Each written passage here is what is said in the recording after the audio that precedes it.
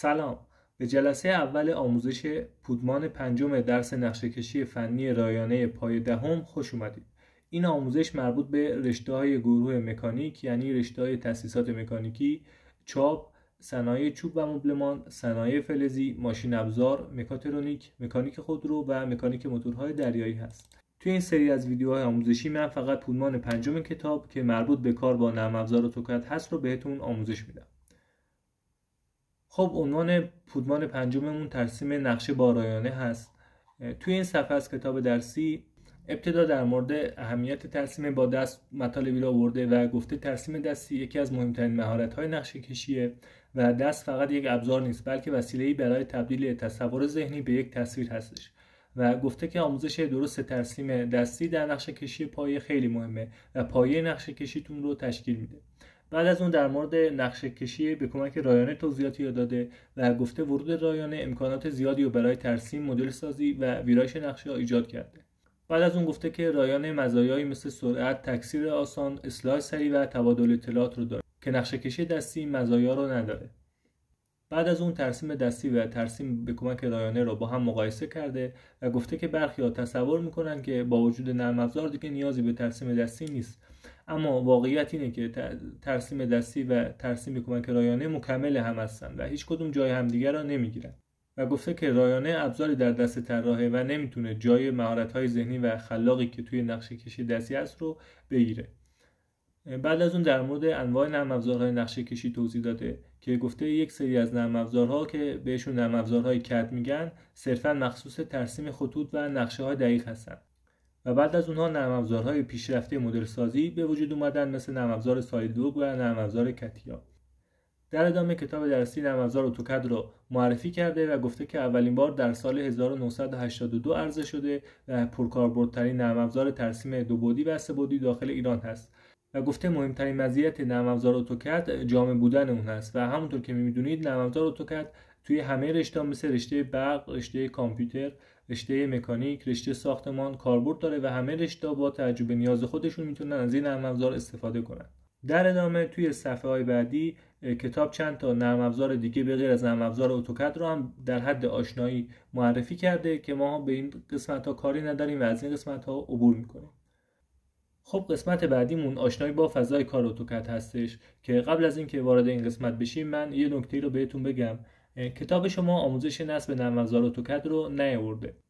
بنابراین اگر شما نرم افزار رو روی سیستمتون نصب نکردید و یا نمیدونید چطوری نرم افزار رو نصب کنید، من ویدیو آموزش نصب اتوکد 2018 و همچنین آموزش نصب اتوکد 2026 که آخرین نسخه و جدیدترین نسخه اتوکد هست رو به صورت جداگانه داخل کانال قرار دادم. و اگر شما سیستمتون قدیمی هست توصیه میکنم نسخه 2018 رو نصب کنید، ولی اگر که سیستمتون بروز هست و مشکل خاصی نداره نسخه 2026 رو نصب کنید. من خودم هم نسخه 2026 رو نصب کردم و فیلم های آموزشی من با نسخه 2026 ضبط کردم، ولی همونطور که توی فیلم آموزش نصب گفتم همه کسایی که نسخه 2018 یا نسخه 2026 رو نصب کرده باشن میتونن طبق آموزش های من پیش برن و بین این دو تا نسخه تفاوت خیلی زیادی برای ما که تازه کار با نرم افزار رو شروع کردیم وجود نداره و همه ابزارها و دستورها و فعالیت هایی که من داخل نسخه 2026 انجام میدم شما داخل نسخه 2018 هم میتونید همون فعالیت ها رو انجام بدید.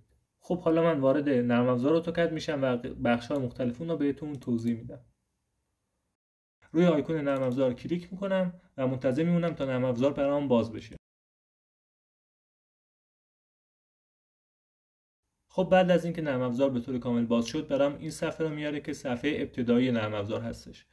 توی این صفحه قسمت سمت راست صفحه توی این کادر سفید رنگی که براتون کشیدم قسمت اتصال به سایت اتودسک یا سایت اتوکد هستش که همونطور که میدونید ما داخل ایران به دلیل اینکه تحریم هستیم از امکانات این سایت نمیتونیم استفاده کنیم و به این سایت نمیتونیم متصل بشیم. بنابراین من از این قسمت عبور میکنم. در قسمت وسط صفحه یا در قسمت کادر زرد رنگی که براتون من رسم کردم میتونیم آخرین پروژه ها و آخرین نقشه که داشتیم روش کار میکردیم رو تو این قسمت ببینیم. الان من چون تا حالا روی هیچ نقشه کار نکردم فقط 3 تا نقشه پیش‌فرض خود نرم افزار رو بهم نشون میده. اگر روی پروژه یا روی نقشه کار کنید از نرم افزار خارج بشید دوباره که وارد نرم افزار بشید تو این قسمت میتونید پروژه های قبلیتون رو ببینید. همچنین از این قسمت میتونید که پروژهتون رو بر اساس اسمش جستجو کنید. همچنین از این قسمت میتونید ترتیب نمایش پروژهتون رو تغییر بدید که اگر روی نیم بذارید بر اساس حروف الفبا و بر اساس اسمشون فایلاتون رو مرتب میکنه و اگر روی حالت last opened باشه بر اساس ترتیبی که روی پروژهاتون کار کردید پروژهات رو بهتون نشون میده. همچنین از این قسمت میتونید نحوه نمایش پروژهاتون رو تغییر بدید که من اگر روی این گزینه کلیک کنم فقط اسم فایل هام و همچنین تاریخ ایجادشون رو بهم نشون میده و اگر دوباره روی این گزینه کلیک کنم به غیر از اسمشون یه تصویر جامعی از اون نقشه رو هم بهم نشون میده. خب در قسمت سمت چپ صفحه هم این کادر رو داریم که توی این کادر فقط 2 تا گزینه برای ما مهم هست، من بهتون توضیح میدم و به بقیه‌اش فعلا کاری نداریم. گزینه اول گزینه اوپن هستش که شما اگر که قبلا روی یک فایلی یا روی پروژه کار کرده باشید و اون پروژه هر جای سیستمتون باشه یا اگر یه پروژه‌ای رو از اینترنت دانلود بکنید یا اگر یه پروژه‌ای روی فلشتون باشه و بخواید پروژه‌ای که از قبل دارید رو باز کنید و روش کار کنید، گزینه اوپن رو انتخاب می‌کنید و توی این صفحه‌ای که باز میشه اون فایلتون رو انتخاب می‌کنید و اوپن رو میزنید تا اون فایلتون اجرا بشه و روش کار کنید. اگر هم که تا الان روی هیچ نقشه کار نکردید و برای اولین بار تازه میخواید کار رو شروع کنیم، روی گزینه نیو میزنیم تا یه صفحه جدید و خام برامون باز بشه تا بتونیم تو اون صفحه کارمون رو آغاز بکنیم. خب اینجا الان ما برای شروع روی گزینه نیو کلیک میکنیم تا یه صفحه جدید برامون باز بشه و کار رو شروع کنیم.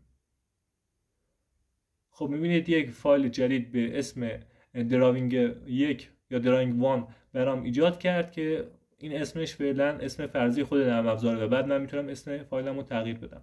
خب قسمت اولی که میخوایم باهاش آشنا بشیم بالای صفحه این کادر زرد رنگ هستش که نشانه نرم افزار اتوکد هست و اگر روی فلش کنارش کلیک کنیم یه همچین صفحه باز میشه که توش گزینه‌های مختلفی وجود داره. گزینه نیو همونطوری که توی صفحه اولیه نرم افزار هم داشتیم برای ایجاد یک فایل جدید به کار میره. گزینه اوپن برای اینکه یک فایلی که از قبل داشتیم رو باز کنیم و روش تغییرات ایجاد کنیم. گزینه سیو برای ذخیره فایل و نقشه‌ای که داریم روش کار میکنیم. گزینه سیو از تنظیمات بیشتری برای ذخیره فایلمون بهمون میده. گزینه ایمپورت و اکسپورت برای تبدیل فرمت نرم افزار اتوکد به سایر نرم افزارها و همچنین تبدیل فرمت سایر نرم افزارها به نرم افزار اتوکد هست و کاربردش اینه که اگر ما یک فایل اتوکد رو بخوایم داخل یک نرم افزار دیگه روش کار کنیم، اینجا فرمتش رو به فرمت اون فایل برامون تغییر میده تا توی اون نرم افزار هم بتونیم باهاش کار کنیم. و همچنین اگر که یک فایل رو توی نرم افزار دیگه‌ای داشته باشیم و بخوایم بیاریم داخل نرم افزار اتوکد و روش کار کنیم، از فرمت اون فایل به فرمت قابل شناسایی داخل اتوکد فرمتش رو برامون تغییر میده. گزینه بعدی گزینه پابلیش هست که ما اگر بخوایم نقشمون رو جای منتشر کنیم یه سری تنظیمات خاصی رو به ما میده. گزینه بعدی گزینه پرینت هست که اگر بخوایم از نقشمون پرینت بگیریم از اینجا میتونیم تنظیماتش رو انجام بدیم که نقشمون به چه صورت پرینت بشه. گزینه بعدی گزینه دراوینگ یوتیلیتی هستش که ابزارهای مختلف رسم رو بهمون میده و گزینه آخر هم گزینه کلوز هستش که برای خروج از نرم افزار هستش. همه این گزینه‌ها رو در ادامه هم هر جا بهش رسیدیم من به طور کاملتر باز براتون توضیح میدم. در این قسمت صفحه گزینه آپشن هست که اگر روش کلیک کنیم وارد تنظیمات نرم افزار میشه که از این قسمت میتونید تنظیمات قسمت‌های مختلف نرم افزار رو تغییر بدید. همچنین این قسمت سرچ نرم افزار هست که شما هر ابزار و یا هر قسمت از نرم افزار رو که بهش دسترسی نداشته باشید یا فراموش کرده باشید که از کجا میتونید بهش دسترسی پیدا کنید، از این قسمت میتونید اون ابزارتون رو سرچ کنید. به عنوان مثال من ابزار لاین رو که یکی از ابزارهای نرم افزار هست رو اینجا سرچ میکنم و اینجا اون ابزار رو برای من میاره که میتونم از اینجا ابزارم رو انتخاب کنم. همچنین اینجا آدرس و مسیر اون ابزارم رو بهم نمایش میده که من طبق این آدرس میتونم اون ابزارم رو داخل نرم افزار هم پیدا بکنم. خب قسمت بعدی این کادر زرد رنگی که الان براتون رسم کردم که به این قسمت نوار عنوان یا تایتل بار میگن. توی این نوار بالا قسمت سمت راست 3 تا گزینه وجود داره که توی همه نرم افزارها این 3 تا گزینه وجود دارن که اگر روی گزینه اول یا گزینه کلوز کلیک کنید نرم افزار بسته میشه. اگر روی گزینه دوم کلیک کنید نرم افزار از حالت تمام صفحه خارج میشه و میتونید صفحه نرم افزار رو کوچکتر کنید و اگر دوباره روش کلیک کنید نرم افزار به حالت تمام صفحه برمیگرده. و گزینه سوم هم که گزینه مینیمایز هستش، اگر روش کلیک کنید نرم افزارتون به طور کامل به پایین صفحه منتقل میشه و اگر دوباره من اینجا روی آرم نرم افزار کلیک کنم نرم افزار برام باز میشه. بعد از اون به این ابزارها میرسیم که این ابزارها مربوط به اتصال به سایت اتوکد هستش که همونطور که گفتم از اونجایی که ما تحریم هستیم و نمیتونیم به سایت متصل بشیم این ابزارها برای ما کاربردی ندارن که قسمت اولش برای سرچ داخل سایت هستش این قسمت برای اتصال به اکانت سایتتون هست. این قسمت برای خرید یک نقشه یا یک فایل داخل نرم افزار داخل سایت اتوکد هست و این گزینه هم گزینه هلپ و آموزش نرم افزار هست که باید به اینترنت دسترسی داشته باشیم که از این گزینه هم عبور میکنیم. توی قسمت وسط این کارت اسم نرم افزارمون را نوشته که اتودسک اتوکد 2026 هست و بعد از اون هم اسم فایلی که الان درش قرار داریم رو نوشته که اگر که من اسم فایلم رو تغییر بدم اینجا هم اسم فایلم تغییر پیدا میکنه. همچنین توی قسمت آخر این نوار یه سری ابزارهایی را برای دسترسی سریعتر اینجا آورده. میبینید که این ابزارها دقیقاً همون ابزارهایی است که اینجا هم داشتیم. این همون ابزار نیومون هستش، این ابزار اوپن هست و به همین صورت و فقط اینجا برای دسترسی سریعتر این ابزارها رو برامون آورده که همه این ابزارها رو میتونیم از اینجا حذف کنیم و یا اینکه ابزار جدید اینجا برای دسترسی سریعترمون خودمون به صورت شخصی سازی اضافه کنیم. خب الان من اینجا یک فایل باز دارم. اگر که بخوام یک فایل جدیدی دوباره ایجاد کنم و روی اون فایل هم بخوام کار بکنم، روی این گزینه به علاوه اگر کلیک کنم یه فایل جدید هم نرم افزار برام باز میکنه. دوباره اگر روی این فایل کلیک کنم باز یه فایل جدید برام باز میکنه. حالا کتاب گفته اگر چند فایل همزمان با هم باز باشه و دکمه کلوز رو بزنیم چه اتفاقی میفته. الان من چند تا فایل اینجا دارم و دکمه کلوز رو میزنم. همونطور که میبینید با زدن دکمه کلوز نرم افزار به طور کامل بسته میشه و فقط روی همون فایل تاثیر نداره و به طور کامل نرم افزار رو میبنده برام. خب قسمت بعدی این کادر قرمز رنگ هست که بهش نوار منو یا منو بار میگن که تمام فرمان‌های اتوکد توی سربرگ‌های این نوار قرار گرفته. به هر کدوم از این گزینه‌ها یه سربرگ میگن که من روی هر کدوم کلیک کنم یه سری امکانات و یه سری ابزارهای مربوط به نرم افزار رو بهم نمایش میده. کتابتون گفته کنار برخی فرمان‌ها توی این سربرگ‌ها یه فلش کوچیکی وجود داره که این فلش نشون دهنده اینه اون ابزارتون یه سری ابزار و یه سری فرمان‌های زیر مجموعه خودش داره. به عنوان مثال اینجا دستور سرکل که دستور رسم دایره هست روی فلشش اگه برید انواع حالت‌های مختلف رسم دایره رو بهتون نمایش میده.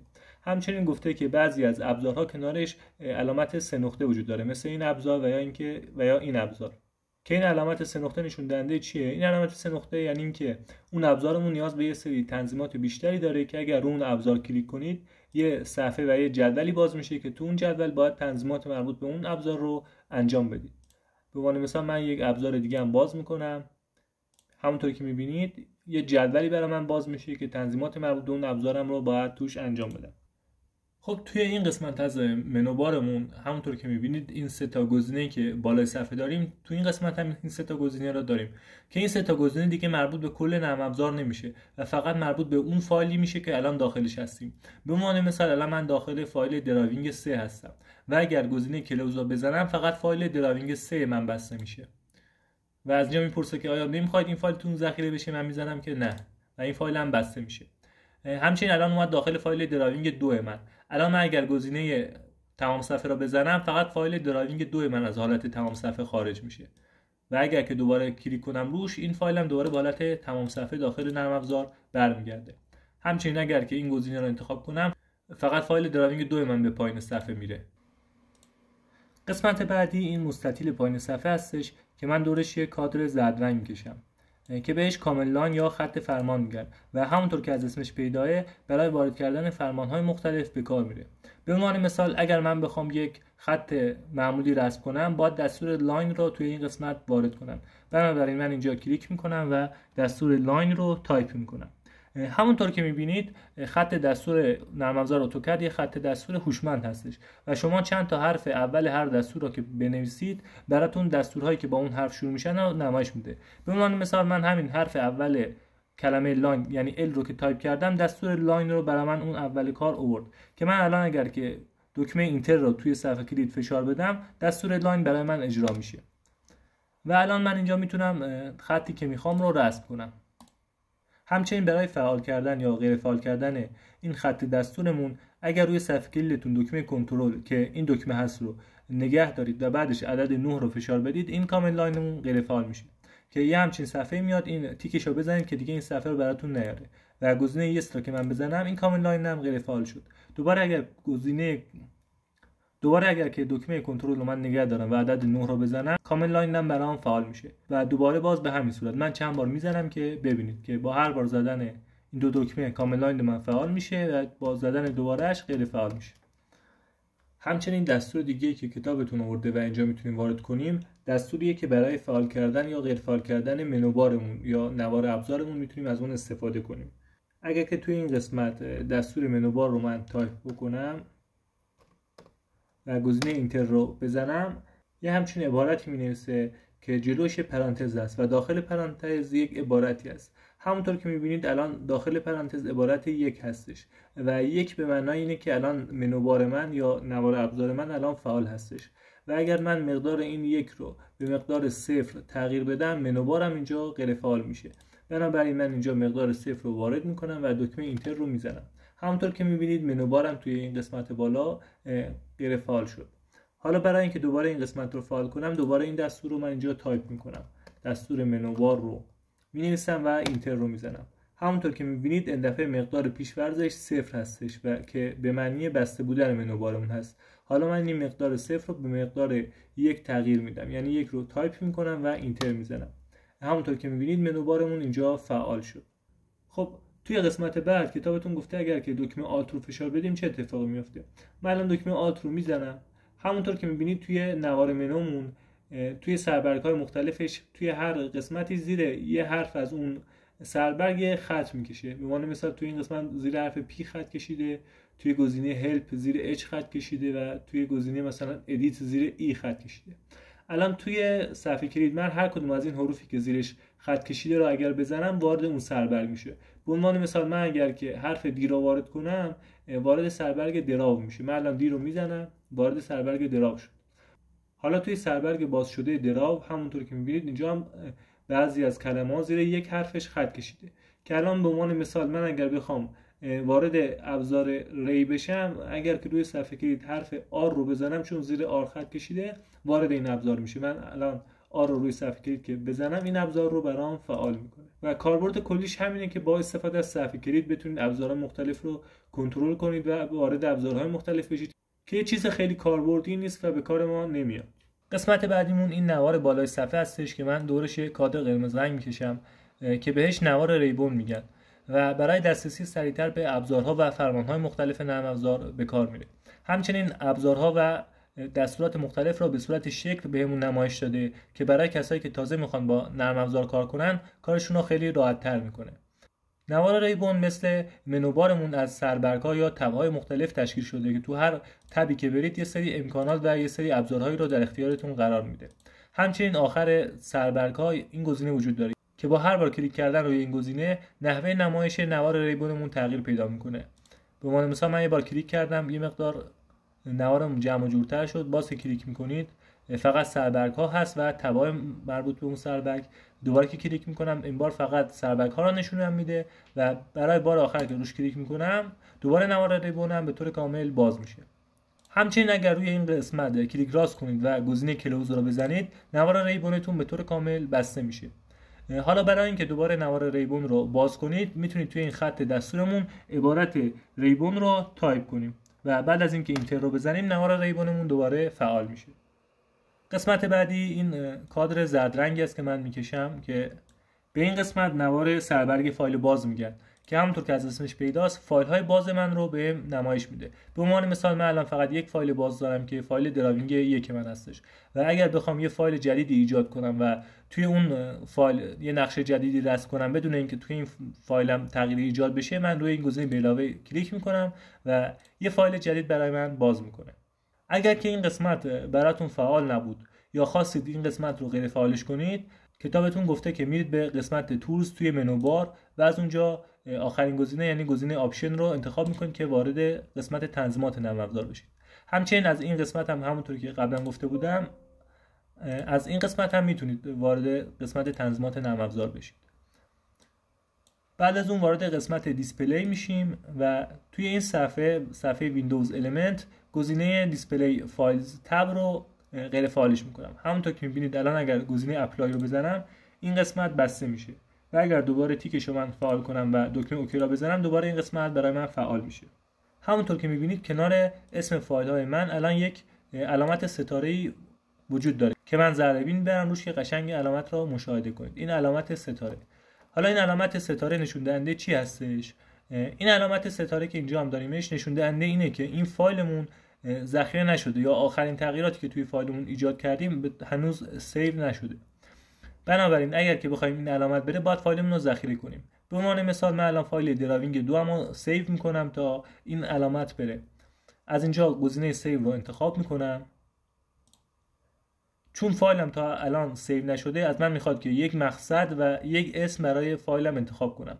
من میذارم که فایلم توی دسکتاپ هم ذخیره بشه و اسمش رو هم میذارم فایل 125 و اینجا دکمه سیو رو که بزنم این فایلم به اسم 125 سیو میشه. همونطور که میبینید اسم فایلم به 125 تغییر پیدا کرد. این بالا هم باز اسم فایلم تغییر پیدا کرد و این علامت ستاره هم از اینجا رفت.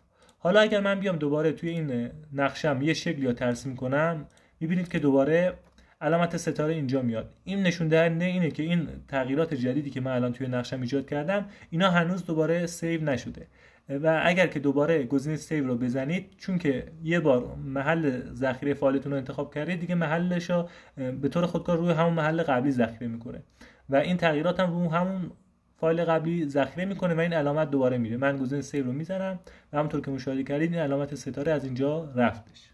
خب بریم سراغ قسمت بعدی. در حال حاضر ما توی اینجا با 3 تا ابزار مختلف برای کنترل دید آشنا میشیم. قسمت اول این قسمت سمت چپ صفحه هستش و قسمت بعدی این کادر مستطیلیمون هستش که برای کنترل دید به کار میره. خب اول از این قسمت شروع میکنیم. شما اگر روی هر کدوم از این گزینه ها کلیک کنید یه سری گزینه براتون میاره که با انتخاب هر کدوم از اونها دیدتون تغییر میکنه.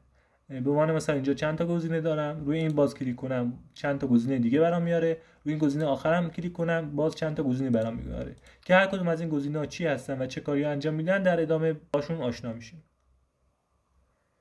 قسمت بعدی این نوار مستطیل شکلمون هستش که بهش مکعب دید یا ویو کیوب میگن که برای تغییر دیدمون ازش استفاده میکنیم. به عنوان مثال اگر که من روی این فلش‌های کنارش بزنم نقشمون 45 درجه میچرخه و اگر دوباره بزنم باز 45 درجه میچرخه و اگر 4 بار بزنید یه دور کامل نقشتون میچرخه. همچنین از این قسمت میتونید نحوه دیدتون رو تغییر بدید که اینا بیشتر توی قسمت سه‌بعدی به کار میره و توی قسمت سه‌بعدی من این ابزار رو به طور کامل بهتون توضیح میدم.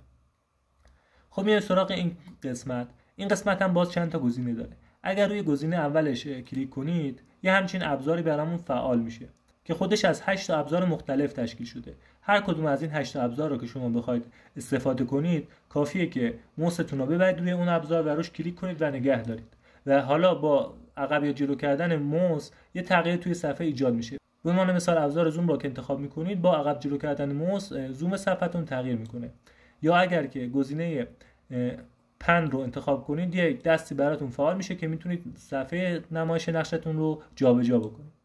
به عهده خودتون میذارم که با 8 تا گزینه مختلف این ابزار کار کنید و خودتون بفهمید که هر کدوم از این 8 تا ابزار چه کاری انجام میدن.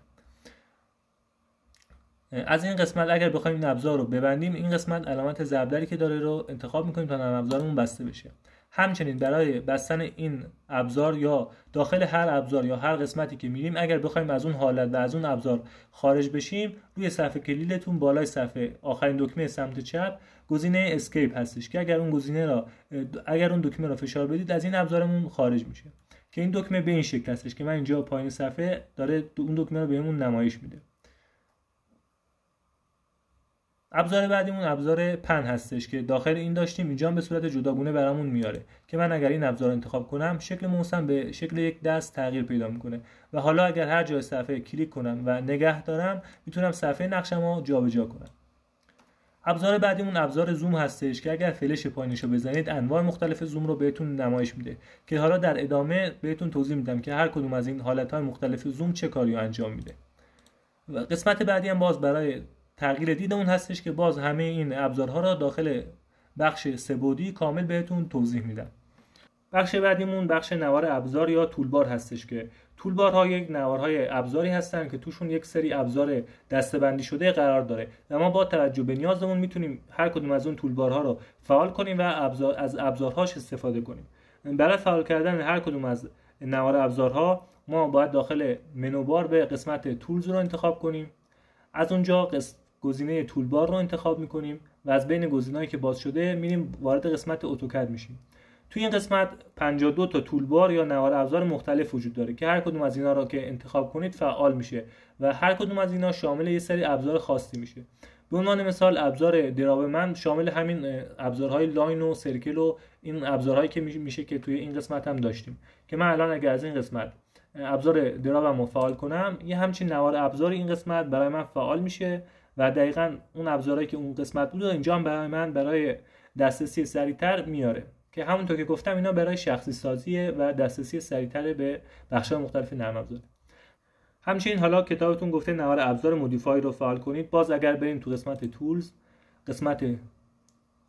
قسمت تولبار، اتوکد و نوار ابزار مودیفای رو انتخاب میکنم و اون هم فعال میشه و این قسمت برام میاره. حالا هر کدوم از این نوار ابزارا رو اگر بخوام من جاشو تغییر بدم، از روی این قسمت نقطه چینش اگر که کلیک کنم و نگه دارم میتونم این نوار ابزارمو جاشو تغییر بدم و هر جایی از صفحه که دلم میخواد ببرم. به عنوان مثال میتونم بیارمش این قسمت صفحه قرارش بدم، میتونم توی این قسمت قرارش بدم، میتونم بیارمش پایین صفحه، میتونم کنار این نوار ابزارم قرار بدم که دوتا باشن. همچنین اگر میخوام ببندمشون میارمشون وسط صفحه و این گزینه ضرب در رو کلیک میکنم تا اون نوار ابزارم بسته بشه که حالا من یکی هم میبندمش، فعلا باش کاری نداریم. خب برای فعال کردن نوار ابزار یا تولبارهای مختلف یه روش این بود که از قسمت تولز میرفتیم به قسمت تولبار، اتوکد و تولباری که می‌خواستیم رو فعال می‌کردیم. یه روش دیگه که کتابتون گفته که با استفاده از دستور میتونیم تولبارهای مختلف رو فعال کنیم اینه که توی کامند لاینمون اول یه خط تیره تایپ بکنیم، بعدش عبارت تولبار رو تایپ بکنیم. دستور تولبار رو که من تایپ بکنم و اینتر بزنم از من میپرسه که کدوم تولبار رو میخوای فعال بکنی. اگر من گزینه آل یعنی همه تولبارها رو بزنم میپرسه که همه تولبارها شو بشن یا هاید بشن، یعنی نمایش داده بشن یا مخفی بشن، که الان چون هیچ تولباری اینجا فعال نیست من شو رو میزنم. همونطور که میبینید الان همه تولبارها رو داره برای من فعال میکنه و صفحه من خیلی شلوغ میشه. دوباره از همین دستور من میتونم دوباره همه تولبارامو غیر فعال کنم. دوباره میزنم خط تیره تولبار، اینتر رو میزنم و دوباره گزینه آل رو انتخاب میکنم و این دفعه گزینه هاید که به معنی مخفی کردن تولبارها هست رو روش کلیک میکنم و دوباره همه تولبارها رو میبنده. حالا اگه بخوایم فقط یک تولبار خاص رو فعال بکنیم چیکار میکنیم؟ دوباره دستور خط تیره تولبار رو من تایپ میکنم و اینتر میزنم. حالا فقط اسم اون تولباری که میخوایم فعال بشه که همون مثلا کتابتون گفته تولبار دراو رو من تایپ میکنم و اینتر میزنم. حالا اینجا چند تا گزینه برامون آورده. گفته که میخوای این نوار تولبار دراوت شو یعنی نمایش داده بشه، هاید یعنی مخفی بشه، لف یعنی توی سمت چپ نمایش داده بشه، رایت یعنی در سمت راست نمایش داده بشه، تاپ یعنی بالای صفحه نمایش داده بشه، باتوم یعنی پایین صفحه و فلوت یعنی اینکه به صورت شناور در یک قسمتی از صفحه باشه و جای مشخصی نداشته باشه.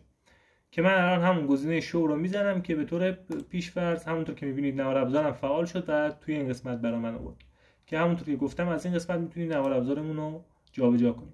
الان برای بستن این نوار ابزار من دوباره میتونم این ضرب در رو کلیک کنم یا میتونم با استفاده از دستور تولبار رو وارد کنم. بعد از اون دوباره اسم نوار ابزارم یعنی دراو رو وارد کنم و بعد از اون این دفعه هاید رو بزنم. حالا برای اینکه یه بار دیگه کار کنیم میخوام که نوار ابزار مودیفای رو این دفعه فعال کنم. دوباره دستورم رو وارد میکنم، خط تیره تولبار و اینتر رو میزنم. حالا اسم نوار ابزارم رو وارد میکنم، مودیفای و اینتر میزنم و این دفعه انتخاب میکنم که سمت چپ صفحه نوار ابزارم نمایش داده بشه. حالا باید پوزیشن یا موقعیت قرارگیری اون نوار ابزارم رو مشخص کنم که من حالا بعداً در مورد این به طور مفصل بهتون توضیح میدم. من حالا یک عدد دلخواه 10 و 10 رو بهش وارد میکنم و همونطور که میبینید این دفعه در سمت چپ صفحه برام این نوار ابزار فعال شد. در ادامه کتابتون گفته که در گوشه پایین برخی از آیکون ها یه مثلثی وجود داره که مثلث به معنای اینه که اون ابزارم چند تا زیر مجموعه یا چند تا حالت مختلف دیگه هم داره که با اگر که اون ابزارتون کلیک کنید و نگه دارید حالت‌های مختلفش براتون باز میشه که میتونید حالت مورد نظر خودتون رو از اینجا انتخاب کنید. که حالا اینکه این ابزارها چی هستن و چه کاری انجام میدن هم هر موقع که بهشون رسیدیم بهتون توضیح میدم. که اینجا ما این مثلث‌ها رو داشتیم که اگر اینجا من مثلا روی دایره مثلث پایین روی فلش پایینش کلیک می‌کردم حالت‌های مختلف رسم دایره رو بهم نشون میداد. همچنین کتابتون گفته که اگر که ما موس رو ببریم روی هر کدوم از ابزارها و نگه داریم و موس رو تکون ندیم، بعد از چند ثانیه یه همچین صفحه باز میشه و به طور کامل به ما توضیح میده که اون ابزار دقیقاً چه کاری داره انجام میده. به عنوان مثال الان داره به ما میگه که این ابزار با مشخص کردن 3 نقطه یک کمان بین اون 3 نقطه برای ما رسم میکنه. یا اگر روی این ابزار من نگه دارم، نشون میده که با مشخص کردن این 2 نقطه یک مستطیل بین اون 2 نقطه برای ما رسم میکنه.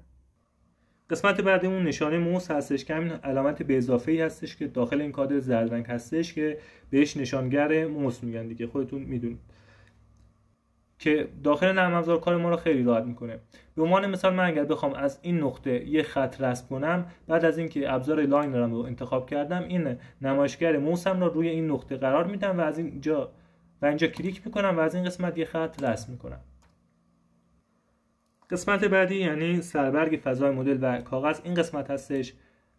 همونطور که میبینید این صفحه‌ای که الان ما داخلش هستیم و نقشه رسم کنیم فضای مدل ما هستش و اگر بخوایم نقشه‌مون رو توی فضای کاغذ مشاهده بکنیم، روی گزینه لای‌آوت یک که کلیک بکنیم نقشه‌مون رو توی فضای کاغذ بهمون نمایش میده و اگر که دوباره روی گزینه مدل کلیک کنم برمیگرده به همون صفحه قبلی.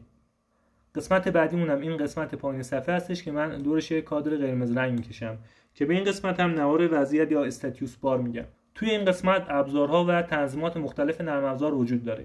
به عنوان مثال اگر بخوام حالت شطرنجی صفحه‌مو فعال یا غیر فعال کنم، از این گزینه استفاده میکنم که الان همونطور که میبینید گزینه‌ای که آبی رنگ هستن یعنی فعال هستن که من الان روی این کلیک میکنم و حالت شطرنجی صفحه من غیر فعال میشه و اگر دوباره روش کلیک کنم حالت شطرنجی صفحه من برمیگرده. نکته مهمی که الان اینجا باید یاد بگیرید اینه که اگر روی این گزینه 3 خطی کلیک کنید یه همچین صفحه باز میشه که از اینجا میتونید ابزارهای مختلف این قسمت رو فعال یا غیر فعال کنید. به عنوان مثال من ابزار گریدم رو که همین الان روش کلیک کردیم رو از اینجا میتونم غیر فعالش کنم. همونطور که میبینید الان پایین صفحه غیر فعال شد و دوباره اگر بزنم اون پایین صفحه فعال میشه. من بهتون پیشنهاد میکنم که مثل من شما هم همه این گزینه‌ها رو غیر فعال کنید تا در ادامه که هر کدوم از این ابزارها رو بهتون توضیح میدم و با هم یاد میگیریم فقط اون ابزارهایی که یاد گرفتیم فعال باشه که خیلی اینجا شلوغ نباشه و گیج نشیم. حالا من فقط میذارم ابزار گریدم و ابزار مدل اسپیس هم فعال باشه و بقیه رو همه رو غیر فعال میکنم.